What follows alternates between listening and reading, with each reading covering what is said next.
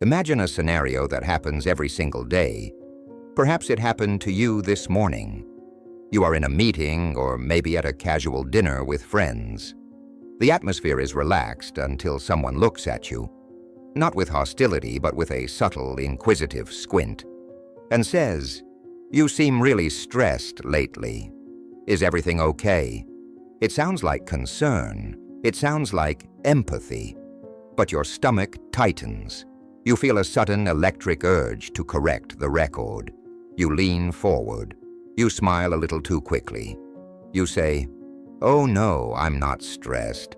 I've actually just been handling a lot of high-level projects, and the coffee hasn't kicked in, and honestly, I'm doing great." You talk for 10 seconds, then 20. You offer 3 different reasons why you are fine. You laugh to smooth the edge. And when you finally stop speaking, you feel it. A subtle shift in the air. You haven't reassured them. You have diminished yourself. You have just walked into a cage, locked the door, and handed them the key. This is the defendant reflex. It is the single most destructive habit in the architecture of human power dynamics.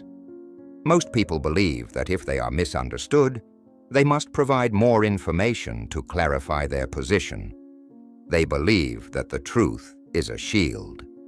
But in the cold calculus of social strategy, the opposite is true. The moment you begin to explain yourself, you are signaling that the other person has the authority to judge you. You are validating their frame. You are accepting their premise. You are destroying your status with your own words.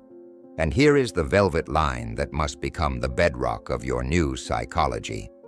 To explain is to submit. To defend is to confess. Let that sink in. To defend is to confess. When you are innocent, you do not feel the frantic need to prove it. Innocence is calm. Innocence is solid. Innocence stands on its own gravity. Guilt, however, is frantic. Guilt is loud. Guilt hates silence. When you rush to defend yourself against a minor accusation, a passive-aggressive comment, or a prying question, you are subconsciously mimicking the behavior of a guilty person. You are telling the world, "I am afraid of what you think of me, so I will dance for your approval." And the moment you dance, you lose. Think about the structure of a courtroom. It is the clearest model of power we have. There is a judge sitting high up, there is a prosecutor asking questions, and there is the defendant sitting in the dock. Who has the least power in that room? It is the defendant. The defendant is the only one who has to answer. The judge does not answer to the defendant. The prosecutor does not answer to the defendant. The defendant is the one whose reality is on trial. In your daily life, in your relationships, in your office, in your family dynamics, whenever you start over-explaining, you are voluntarily walking into the dock. You are assigning the other person the role of the judge.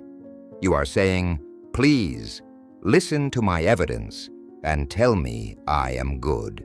This dynamic is treacherous because it often disguises itself as communication. You think you are clearing the air. You think you are being transparent. But look closer at what is actually happening. A colleague makes a joke about you leaving early.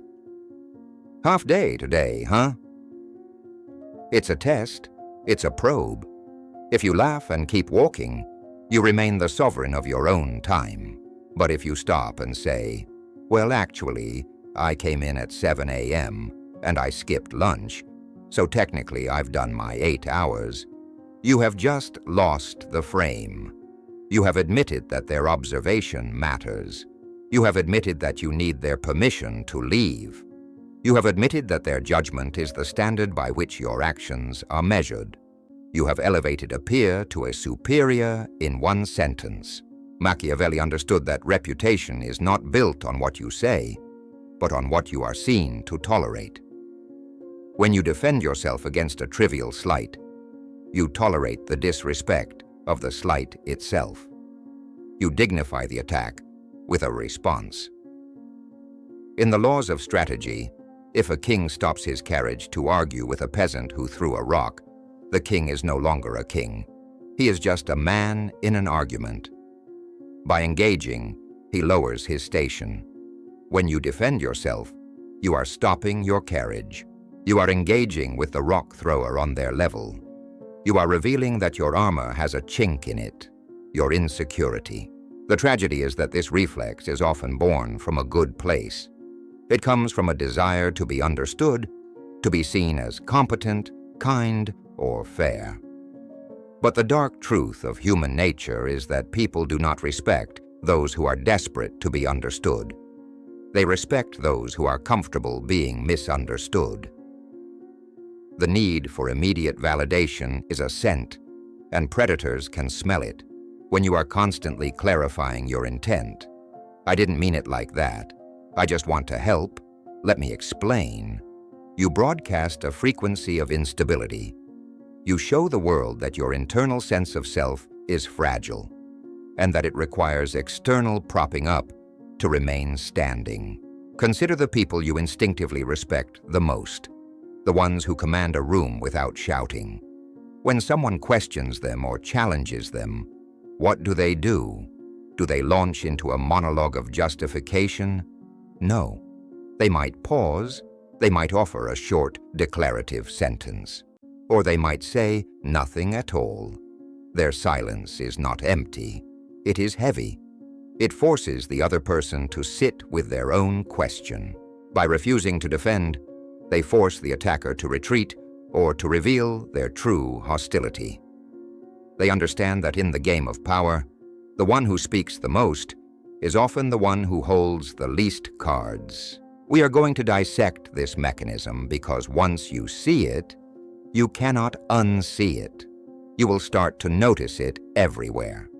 You will see the employee nervously explaining a mistake to a boss who hasn't even accused them yet.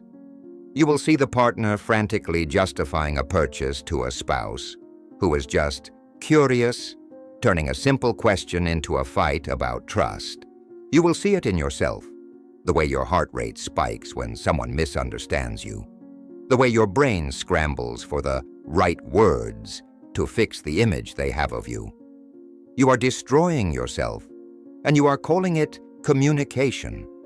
You are handing over your power, and you are calling it politeness.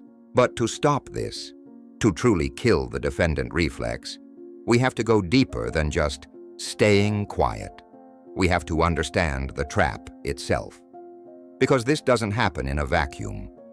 Usually there is someone on the other side of the table who knows exactly what buttons to push. They are not asking for information. They are not confused. They are playing a specific role in the dark triad of social interaction. They are the ones who initiate the trial, and unless you understand their game, you will always end up in the dock. We have named the victim, the defendant. Now we must unmask the executioner, the prosecutor. In a court of law, the prosecutor is easy to spot. They stand at a specific podium, they wear a specific suit, and their agenda is openly declared. But in the social hierarchy, the prosecutor is camouflaged. They do not announce that you are on trial. In fact, they often disguise the trial as casual conversation, as feedback, or even as love. They are the partner who asks, "Are you sure you want to wear that?" They are the boss who asks, "Is this the best use of your time right now?" They are the friend who asks, "Why are you being so quiet?" On the surface, these are just questions. But in the grammar of power, a question is rarely just a request for information. It is a request for compliance. When someone questions your reality, your choices, or your mood, they are subtly asserting dominance. They are establishing a frame where they are the stable observer, and you are the variable that needs to be checked. This is the prosecutor's gambit. The goal is not to get an answer. The goal is to make you dance. And the moment you begin to answer, you have accepted the hierarchy. You have agreed that they have the right to ask, and you have the obligation to answer. To understand why this trap is so lethal, we have to look at a legal concept called the burden of proof. In a civilized justice system, the burden of proof rests on the accuser. If I say you stole my watch, I have to prove you took it. You do not have to prove you didn't. You can sit there in silence, and if I have no evidence, I lose. But in social dynamics, the prosecutor tricks you into voluntarily taking the burden of proof onto your own shoulders. They make a vague, shapeless accusation. You seem off today, and you immediately rush to provide evidence to the contrary. You do their work for them. You lay out your alibis, your excuses, your internal logic. You open your files and say, "Look, see, I'm good, I'm sane, I'm worthy." Why is this a strategic suicide? Because information is ammunition. When you over-explain, you give the prosecutor surface area to attack. You give them threads to pull. Let's say a colleague asks why you didn't reply to an email immediately. If you say nothing or simply say, "I was busy," the interaction ends. But the defendant reflex kicks in. You say, "I was going to reply, but then I got a call from a client, and then my system crashed, and I didn't want to send a half-finished draft." Now the prosecutor has 3 new avenues of attack. They can question your client management. They can question your IT competence. They can question your drafting process. By trying to defend the castle, you lowered the drawbridge. There is a particularly nasty version of this trap that you have likely encountered. It is what logic philosophers call the Kafka trap. It is when the accusation is such that any attempt to defend yourself serves as proof of your guilt. The classic example is when someone says, "You are being so defensive." If you stay silent, you accept the label. But if you say, "I am not being defensive," you are by definition defending yourself, which proves their point. It is a closed loop. It is a psychological straitjacket. The prosecutor watches you struggle against the bonds, and your struggle only tightens the knots. You must realize that for many people, this is a subconscious power game. They may not even know they are doing it. Insecure people often play the prosecutor because it temporarily soothes their own anxiety. If they can make you scramble, they feel steady. If they can make you explain yourself, they feel like the authority figure. It is a transfer of energy. They provoke a reaction to feed off your emotional labor. When you defend yourself, you are feeding the beast. You are validating their importance. You are saying, "Your opinion of me is so vital that I will drop everything to correct it." Machiavelli would look at this dynamic and see a fundamental error in economy. You are spending high-value currency, your dignity, your time, your peace, to buy something that is worthless, the temporary approval of someone who is trying to lower your status. The prosecutor does not want to be convinced. They want to be entertained. They want to see if you will jump when they say, "Jump." And every time you offer a detailed explanation for a choice you made, you are jumping. You are confirming that you answer to them. This brings us back to the velvet line. To explain is to submit. To defend is to confess. When you confess, you are looking for absolution.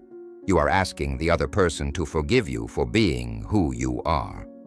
The prosecutor thrives on this. They become the priest, the judge, the parent. They hold the power to say, "Okay, your explanation is accepted," or, "No, that's not good enough, try again." Do you see how degrading this is? Do you see how it corrodes your self-respect over time? You cannot be a king or a queen in your own life if you are constantly auditing yourself for the approval of the court. The shift happens when you realize that the court does not exist. It is a hallucination. They have no gavel. They have no badge. They have no authority over you other than the authority you grant them. The prosecutor is just a person with a question. And you are a person with a choice. You do not have to accept the burden of proof. You can leave it right there on the floor where they dropped it. You can step over it. But to do that, to override the deep biological urge to clear your name, you need more than just willpower. You need a technique. You need a way to turn the energy of the attack back onto the attacker. You need to know how to pivot from the prey to the predator without ever raising your voice. This is where we leave the defensive posture behind and pick up the dagger. Now we arrive at the pivot point.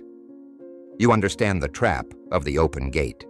You see the prosecutor for what they are. But understanding the trap is not enough. You need to know how to dismantle it in real time. You need a mechanic that overrides your biological urge to please. We call this move the dagger turn. Most people fight on the level of content. If someone attacks you with words, you defend with words. If they criticize your schedule, you argue about your calendar. If they question your loyalty, you list your acts of service. You are meeting force with force, but you are doing it on their terrain. The dagger turn does not fight the content. It ignores the content entirely and attacks the intent. Imagine the scenario again. A colleague looks at you and says, "You seem really out of it today. Tough night?" The defendant reflex screams at you to explain, "No, I just didn't sleep well because the neighbors were loud." Stop, breathe, kill that voice. Instead, you apply the turn. You look at them, keep your face completely neutral, and say, "That's an interesting thing to say out loud." Notice what happened. You did not answer the question. You did not validate their observation. You did not accept the frame that you are tired. Instead, you took a step back and made their comment the subject of the conversation. You moved from being the accused to being the judge. You are no longer the painting being scrutinized. You are now the art critic, standing back and evaluating their performance. This is the power of the meta frame. In every interaction, there is a frame, a hidden context that dictates who is in charge. When they ask a probing question, the frame is, "I have the right to audit you." When you answer, you accept that frame. The dagger turn shatters their frame and imposes a new one. "I am observing your behavior, and I find it curious." Let's look at the Kafka trap again. The accusation that you are being defensive. The moment you say, "I'm not defensive," you lose. The dagger turn handles this effortlessly. They say, "You're being so defensive." You look at them calmly and say, "You seem to have a strong need for me to agree with you right now. Do you feel the shift?" The air in the room changes. Suddenly, they are the ones under the microscope. They have to explain why they are pushing so hard. They have to defend their need for validation. You have taken the burden of proof and gently, elegantly placed it back in their lap. You haven't raised your voice. You haven't been rude. You have simply refused to pick up the rope. This works because it exposes the machinery of the interaction. The prosecutor relies on the darkness.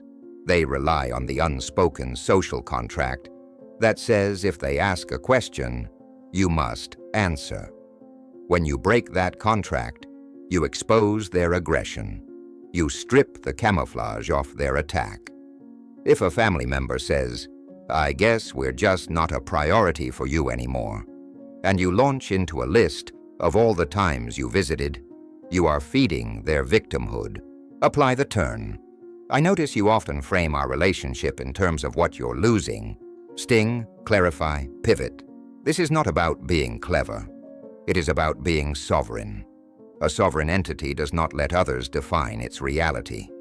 If you are secure, another person's confusion about you is not your problem to solve. It is their problem to sit with.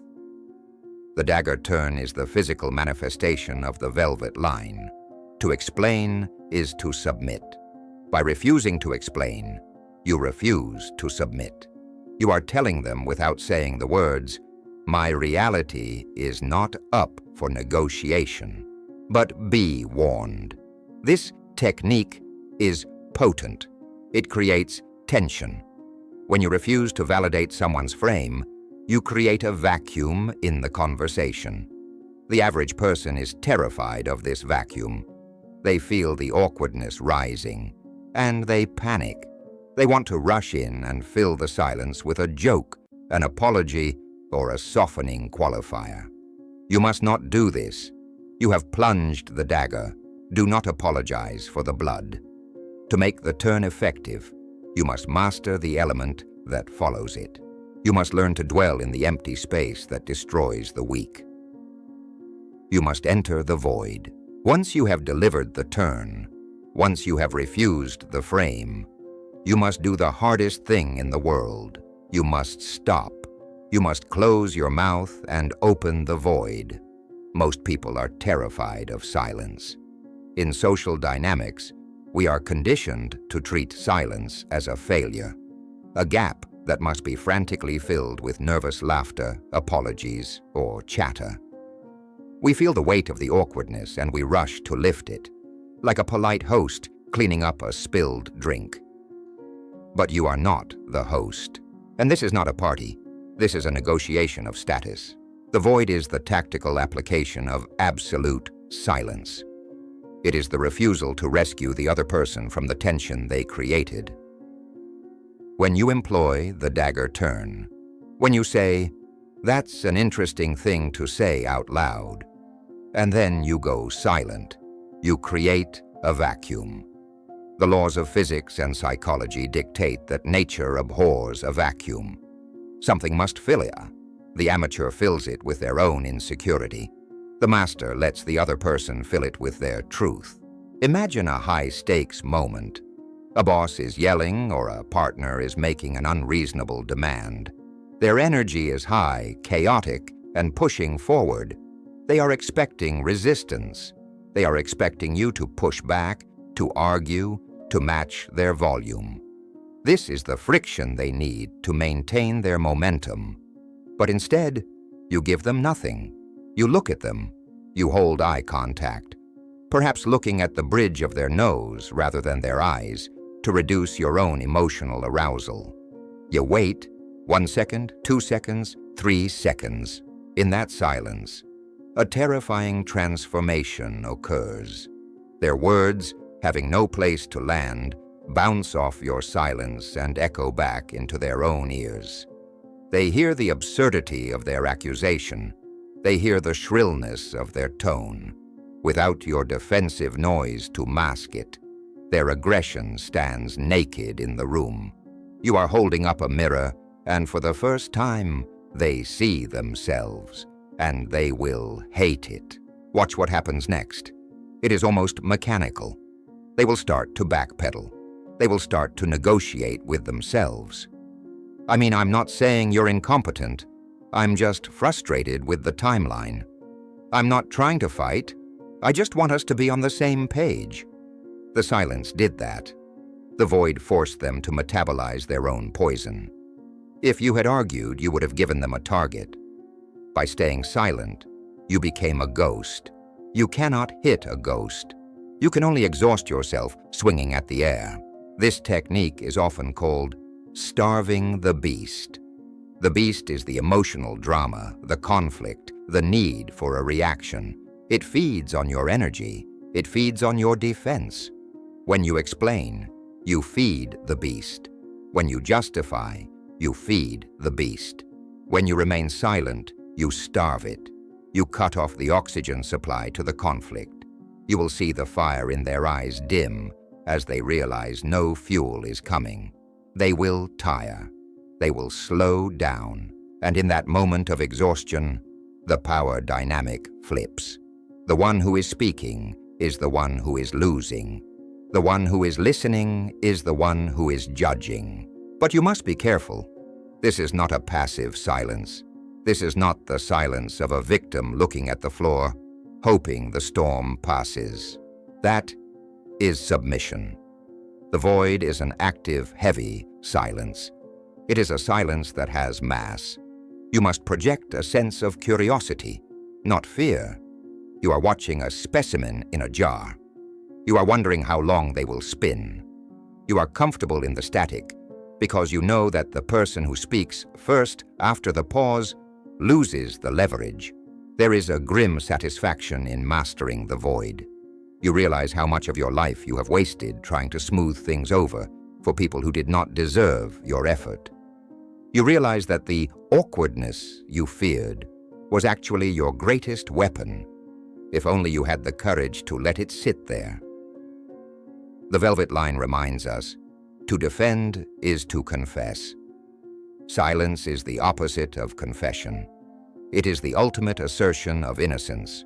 It says, your accusation is so baseless it does not even warrant the dignity of a rebuttal. However, silence is only the shield. It stops the attack. It reflects the energy. But sometimes to truly dismantle a manipulator or a bully, you need more than just a shield. You need a sword. You need a way to strike back that doesn't look like a strike. You need to move from passive observation to active deconstruction. Once the silence has done its work and they are off balance, you must deliver the final blow. You must learn the art of offensive neutrality. Silence is the shield, but questions are the sword. The void stops the arrow, but it does not disarm the archer. To truly dismantle the dynamic of the prosecutor and the defendant, you must learn to counterattack. But you cannot counterattack with anger. Anger implies you have been hurt. Anger implies they have successfully pierced your armor. If you snap back, you are still reacting, and he who reacts is subordinate. Instead, we use a technique called offensive neutrality. It is the art of using bland, surgical curiosity to force your attacker to walk into their own trap. The core principle here is simple. Manipulators, passive-aggressive colleagues, and toxic family members thrive in the dark. They operate in the realm of implication, subtext, and plausible deniability. They rarely say, "I think you are lazy." They say, "It must be nice to leave at 5 p.m. They rarely say, "I think you are stupid." They say, "I guess not everyone is a detail person." They rely on you to fill in the blanks. They rely on your insecurity to translate their vague hint into a specific insult, and then react to the insult. Offensive neutrality refuses to do the translation work. It forces them to bring the subtext into the light where it burns. We call this the Socratic mirror. Socrates was famous for never making statements, only asking questions that led his opponents to contradict themselves. You will do the same. When someone throws a barbed comment at you, do not defend yourself. Do not explain. Instead, pretend you do not understand the implication. Strip the emotion from your face, lean in with genuine, flat curiosity, and ask, "What do you mean by that? It sounds too simple to work." But watch the mechanics. A relative at a holiday dinner says, "You're looking healthy." You know they mean fat. They know they mean fat. But if you say, "Are you calling me fat?" you look insecure and aggressive. Instead, apply offensive neutrality. Look them in the eye and say, "Healthy? In what way?" Now they are trapped. They have two choices. They can admit, "I mean, you've gained weight," which makes them look cruel and socially inept. Or they can retreat and say, "Oh, just glowing," which neutralizes the attack. You have forced them to either expose their malice or eat their words. Consider the workplace sniper. They say, in front of your boss, "I'm just surprised you took that approach on the project." The defendant reflex wants to explain why you took that approach. The sovereign uses the Socratic mirror. Surprised? Help me understand. What specific part of the approach surprised you? You are not arguing. You are asking for data. You are acting like a professional consultant trying to understand a peer's perspective. But what you are actually doing is demanding they produce evidence for their sneer. Usually they have none. They will stutter. They will mutter something vague about just doing it differently. You have exposed them as empty. This technique is devastating against jokes. The classic defense of the bully is, "Can't you take a joke?" after saying something deeply disrespectful. The next time this happens, do not get angry. Do not sulk. Play the anthropologist from Mars. Look at them blankly and say, "I don't get it. Can you explain why it's funny?" There is nothing that kills a joke faster than having to deconstruct it. If the joke relies on racism, sexism, or just plain cruelty, asking them to explain the punchline forces them to verbalize the toxicity. They won't do it. They will say, "Never mind," and they will retreat. You have won without firing a shot. The beauty of offensive neutrality is that it makes you untouchable. You are never the aggressor. You are just asking questions. You are just trying to clarify. If they get angry at your questions, they look unstable. If they refuse to answer, they look evasive. You remain the calm center of the storm. You are leveraging the velvet line in reverse. To explain is to submit. By asking the question, you are assigning the role of the explainer to them. You are forcing them to submit to your inquiry. You have made them the defendant. This requires a mastery of tone. You cannot ask these questions with sarcasm. Sarcasm is just anger in a clown costume. It reveals you are bothered. The tone must be flat. It must be boring. It must be the tone of a bureaucrat reading a form. I'm curious why you would say that. Are you asking for my schedule? Is that a request for me to change something? This flatness deprives them of the emotional payoff they crave. They want a fight. You give them a form to fill out. By consistently applying the void and offensive neutrality, you retrain the people around you. Humans are pattern recognition machines. If every time they attack you, they hit a wall of silence or are forced to explain their own rudeness, the cost of attacking you becomes too high. It becomes exhausting for them. They will eventually stop. They will move on to easier targets, people who still have the defendant reflex, people who will still dance for them. You will find that the snide comments, the subtle digs, and the power plays simply evaporate from your life. Not because the people changed their nature, but because they realized their nature doesn't work on you. But these are just tactics. Silence is a tactic. Questioning is a tactic.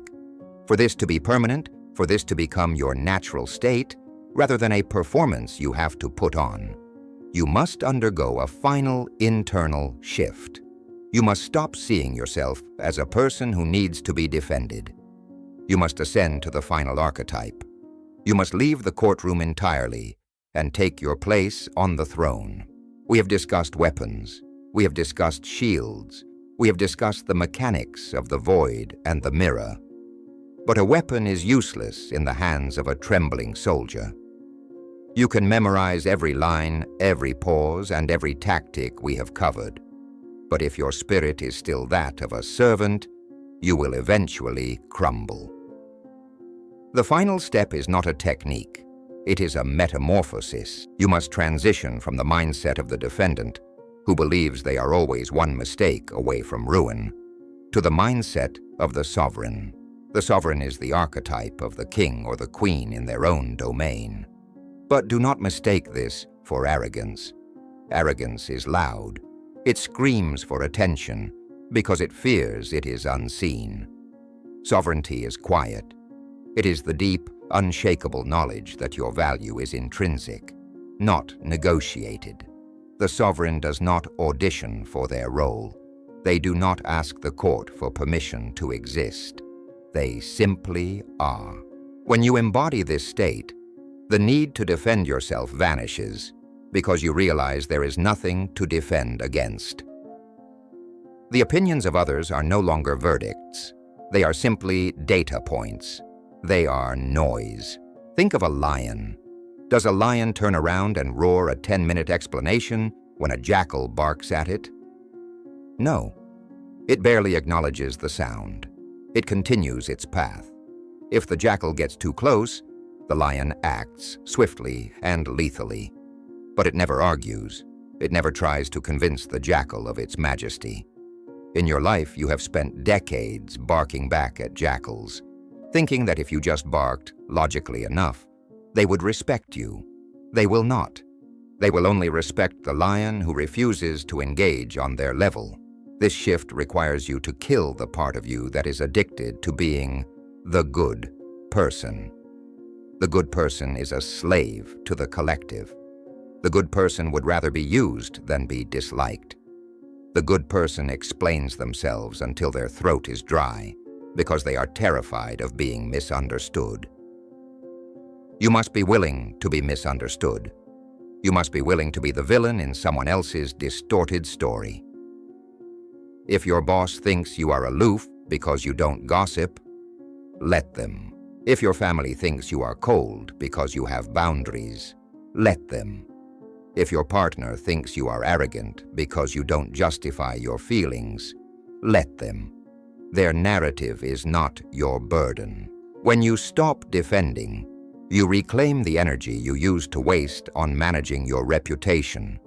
You suddenly have the bandwidth to build an empire. You become dangerous, not because you are aggressive, but because you are efficient. You are no longer leaking power. You become a black hole of authority, dense, heavy, and undeniable. People sense this. Paradoxically, the less you try to prove yourself, the more people want your approval. When you stop chasing the world turns around and starts chasing you. This is the silence of kings. It is the discipline of the elite. It is the understanding that your reality is the only one that matters, and you do not invite tourists to critique the architecture. So, tomorrow, when the trap opens, when the question comes, when the accusation hangs in the air, remember the velvet line. To explain is to submit. To defend is to confess. Do not confess. Do not submit. Look them in the eye. Let the silence stretch until it screams. And in that silence, you will find the crown you should have been wearing all along. You now possess the keys to the gate. You can walk through it, or you can stay in the dock. The choice is yours. But understand that what I have shared with you today is only the surface. It is the defensive layer. There is a deeper layer of offensive psychology, of influence and leverage, that is too volatile for the public algorithm. There are laws of power that civilized society pretends do not exist, but which the masters use every day. If you are ready to stop playing defense and start playing the game at its highest level, you know where to find me. The architect level is behind the join button. Step into the dark, or stay in the light where it's safe, but never say you weren't warned.